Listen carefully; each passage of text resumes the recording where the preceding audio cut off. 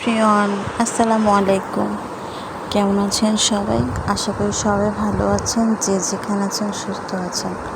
এখন আর ভিডিও করতে ইচ্ছে করে না, কিন্তু মাঝে মাঝে একটু একটু ভিডিও টুকটাক দিয়ে থাকি। আজকের ব্লগটা হচ্ছে একদম নর্মালি, জাস্ট বাবুর জন্য।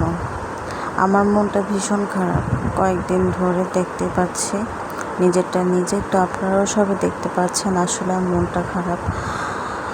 কিছু পারিবারিক কারণে এখন আর ভিডিও করা হয় না, ফোনে ছবি তোলা হয় না, ভিডিও আপলোড করা হয় না, কোনো কিছুই ভালো লাগে না। আসলে মন ভালো না থাকলে কোনো কিছুতে মন বসে কাজ করতে পারি না। তো ঘরটর এলোমেলো ছিল, সেগুলো গোছাচ্ছিলাম।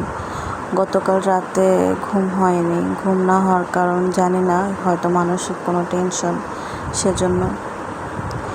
তো ইদানিং কি 2 দিন যাবত দেখতে পাচ্ছি যে আমি মুখে কথা যে বলছি, আমার মুখে কথা বাজতেছে। তো এটা নিয়ে আমি একটু আমার ফ্যামিলির সাথে কথা বললাম যে আমার এরকম সমস্যা হচ্ছে, এটা কেন হচ্ছে।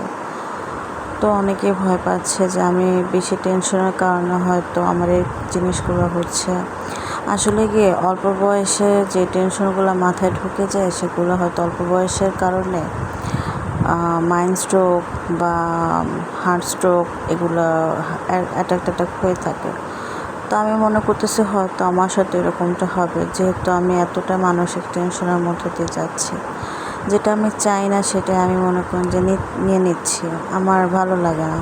এই যে আমি যে কথাগুলো বলতেছি, এখনও আমার কথা মুখে বাজতেছে। জানি না আমার ভাগ্যে কী আছে, কতদূর কী হবে যা বলতে পারছি না। তো সবাই চাদরটা দেখতে পাচ্ছেন, এই চাদরটা কিন্তু আমি অনেক দিন আগেই বিছিয়েছিলাম। তো আমি বাসায় আসার পর এটা আবার বিছিয়েছি, যেহেতু উঠিয়ে ফেলেছিলাম, অন্য চাদর ছিল। এটা আমার মা আমাকে গিফট করছে।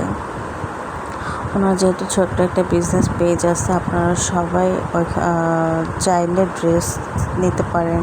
সুন্দর সুন্দর ইউনিক টাইপের চাদর আছে, বিছানার অনেক সুন্দর সুন্দর জিনিস আছে, আপনারা চাইলে নিয়ে নিতে পারেন।